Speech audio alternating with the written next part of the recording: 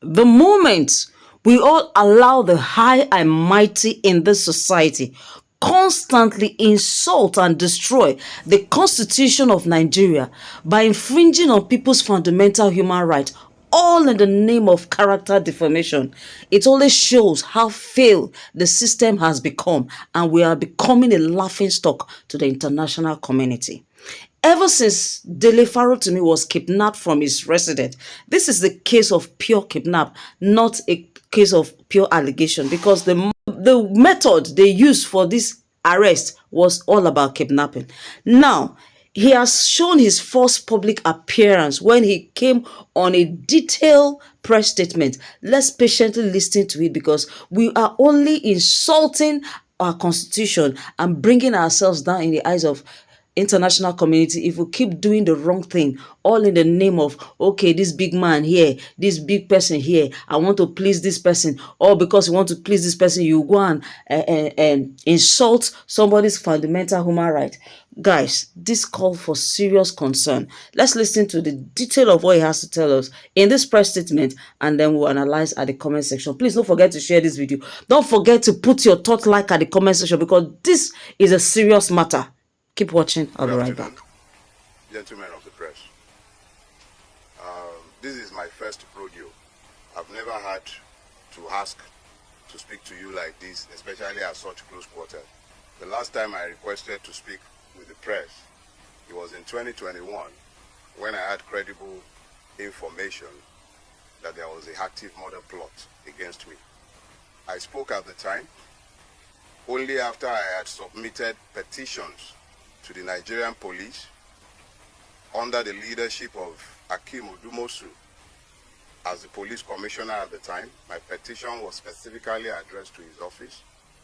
He is today of the Lagos State Park Services.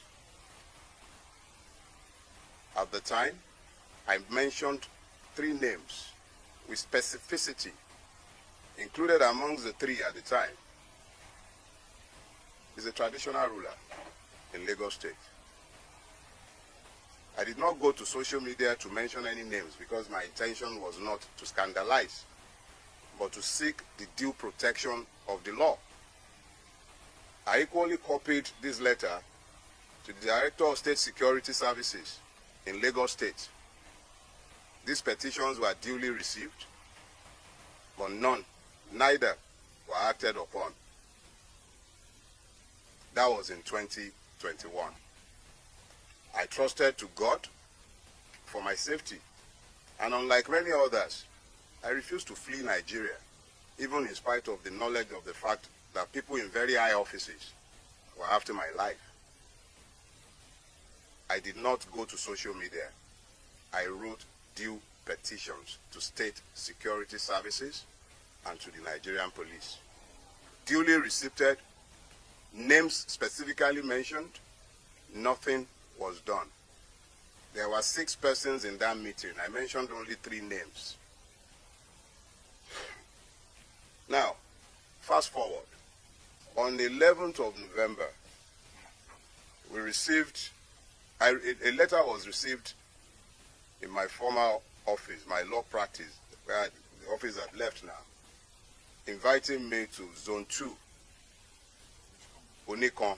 That's the Lagos and the Nigerian Police Command Zone 2 at Onikon. A letter signed by DCP, I believe Nwoga or something. The DCP signed the letter.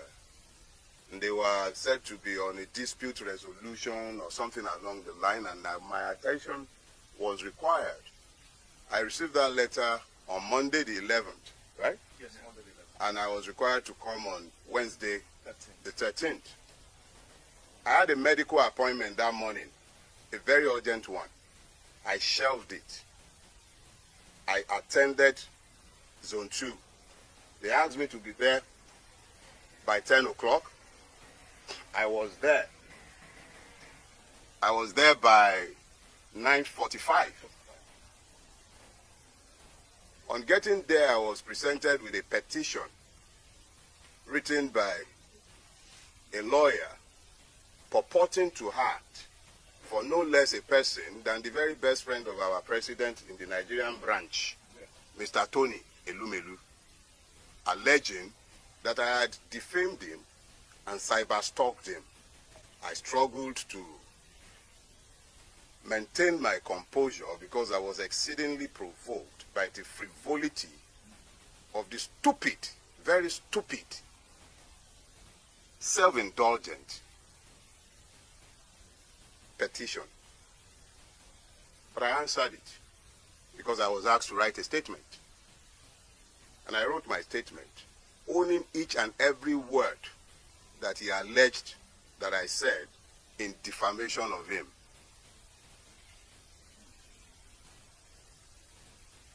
The IPO then took my statement and the file to see the DCP, who had signed my letter of invitation, and I was asked in. I'm giving you this background because they are all germane. Yeah. The gentleman, I believe DCP Nwoga, then said I should be given bail and I should go. And whenever they needed me, they would send for me. And I felt that this was classic police harassment. So I told the gentleman, I have written a statement in response to a clear allegation. There are no ambiguities. I have not denied what he claimed that I said. But I am saying that there is absolutely no crime. There is absolutely no crime to be found in what I had said. And what did I say? Somebody asked me on Twitter. Somebody tagged me and asked a question.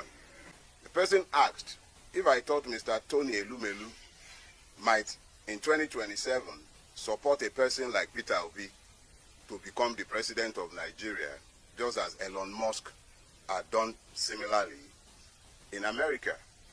And I answered, how can you possibly be asking that of Tony Elumelu? Tony Elumelu is a member of the Nigerian ruining class. A veritable member, a beneficiary of the system. Why would he fight against the system? I think then I translated the Yoruba proverb, I said he's an impoverished rich man. That was the extent of everything I said. At best, you call that vulgar abuse. So I was actually quite irritated that a man as... I expect that someone like Tony Elumelu should be too busy to be nitpicking about what opinion anybody might have to say, whatever anybody might have to say about him. Least of all, someone like me, tiny me, who am I that I am of interest or that he cares about what I have to say? I'm admittedly a madman. I told all of you severally. So I didn't think I should be of interest to Tony Elumelu. So I was irritated, and I made my irritation clear. And I told the gentleman, DCP Nwoga, if you have a charge for me, keep me in your cell. Today is Wednesday. At the latest, by Monday, you should be done drafting your charges. So keep me in your cell. When it is Monday, you would have been done with filing your charge. You can then take me to court. They didn't build your cell for goats. The people are in there, they are not animals. Me, I'm not taking bail. At this point, he went up to what I now later realized was the AIG's office. Long story cut short, after some back and forth, the AIG asked us to come in because Nwoga was in, we were outside. I was outside. Nwogo. You pardon me, I don't know how to pronounce this, everything. So we were outside and we were eventually asked to come in. And it was at that point that I recognized that one lawyer. The lawyer who wrote the petition had been hanging around whilst my statement was being taken, whilst I was in the DCP's office. I didn't know who he was, but now he was in the AIG's office. And the AIG asked him, do you have the authority of Mr. Elumelu to write this petition? He said, yes, he did.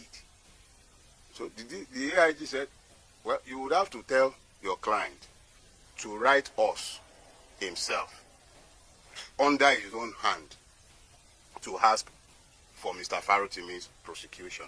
I was incensed that he would be asking that. But I could also recognize the delicacy of his position. Here is the very best friend of Mr. President who just went to France with him, demanding the prosecution of an irritant like me. Who was I? But the AIG used his discretion, and me, I'm a Yoruba boy. When somebody has tried to diffuse a situation, I accepted the way he diffused the situation. So he asked us to go. He told the man who had been talking bail that Mr. Farotimi is not unknown to you. When you asked him to come, he came at your invitation. I'm sure if you need him again, you can always ask him to come. You will soon understand the importance of this background. Just bear with me. So when we got back downstairs, DCP turned to me and said, come back next week, Thursday. I had things already scheduled for that day. I did not argue. I became aware that some men purporting to be policemen from the Ekiti State Police Command were in Lagos on a mission to abduct me. I believe the Ekiti State Police Command is under the Zone 2 at Onikon. I was at Onikon repeatedly, and nobody was aware of any form of interest in me by the Ekiti State Police Command, or any police formation for that matter. So at this point, knowing and being very familiar with the evil forest that we call Nigeria, because that is what we have built. So living in this evil forest, it became particularly clear that I must be very careful with my movement because there were kidnappers on the prowl, or perhaps hired killers, because this could definitely not have been policemen. I wasn't missing, I wasn't lost, my whereabouts was not unknown. But these persons were intent on abducting me.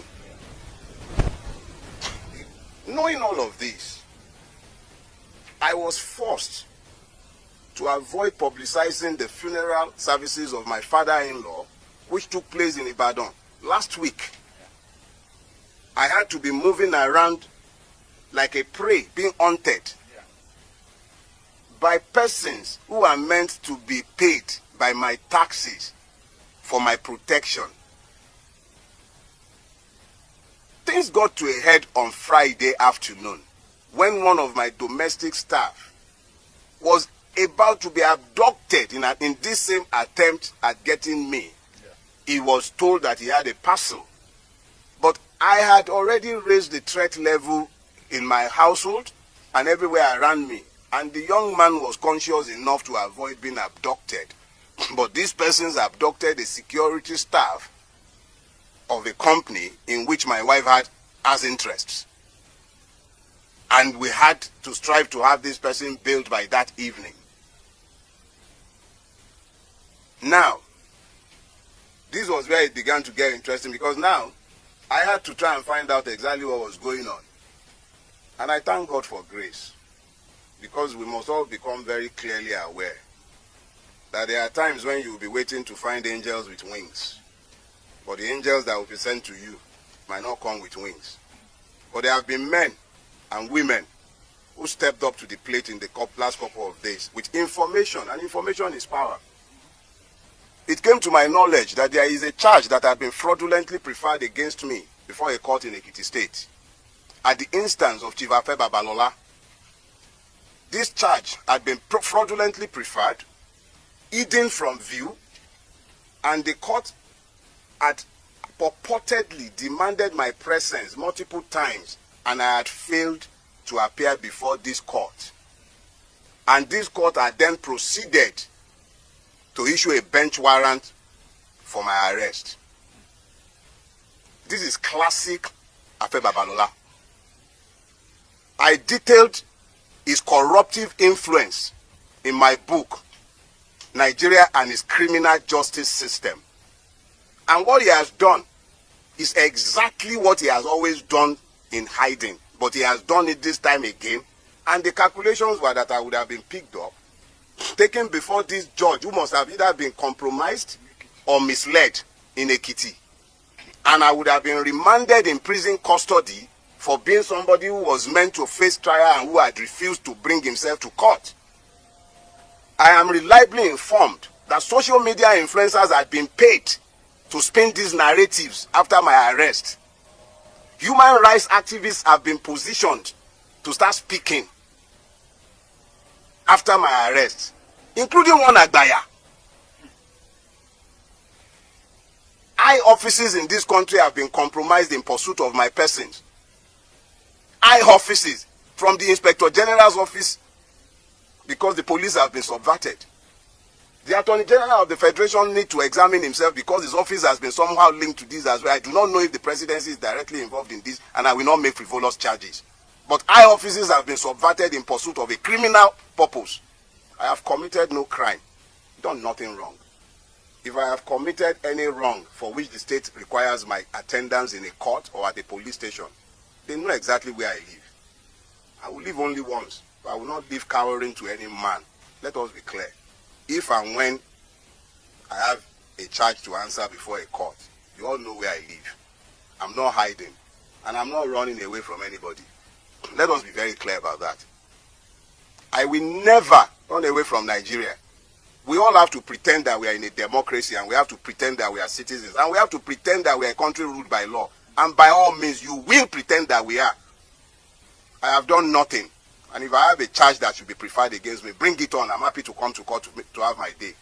If there is a crime, there must be justice, not only for the person who is aggrieved. There must be justice for the accused. And there must also be justice for the system. This is not how to build a rule-based system, where the system itself becomes so criminal that policemen were engaged in criminality. I was at Zone 2 twice. But this, they never reported in any police station in Lagos. Never. This was a rogue operation designed to achieve a criminal purpose. Gentlemen of the press, I am a Nigerian, whats and all. I'm not different from any one of you, but I desire a better Nigeria. And in my desire for a better Nigeria, the only weapon I have employed, whilst others have picked up guns, whilst they've picked up lies, blackmail, the only weapon I have ever used is the truth. It is sufficient both as a weapon and as a defense.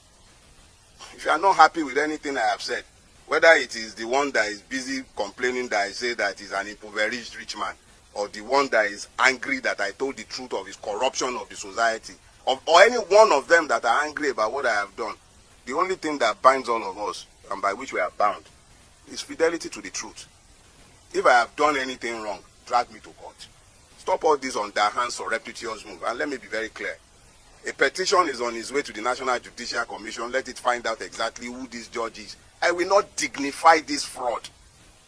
I will not dignify it. I have already filed a fundamental human rights enforcement suit against all the parties, and I will submit all the necessary petitions both to the Police Service Commission and to the Judicial Service Commission. This is fraudulent and is fraud in the face of the entire nation. Thank you very much. Okay, beautiful people, thank you all for watching to the end. I am sure you patiently listened to what Dele Farotimi said concerning everything that is happening in his press statement. Now, let us digest the rest in the comment section, because if you keep quiet, they said an injustice done to one is an injustice done to all. If we keep quiet in the face of this kind of injustice, destroying the system, because you know you are influential than the next person, we are only doing it to ourselves. So beautiful people, come to the comment sections. Let's continue our discussion there. Do not forget to help me share this video. Help me say something in the comment section. Not be everything will just they take play. We no want talk. We no want contribute. Put your own in the comment section. I'll see you in my next video. Thanks for watching. One love. Bye-bye. Peace out.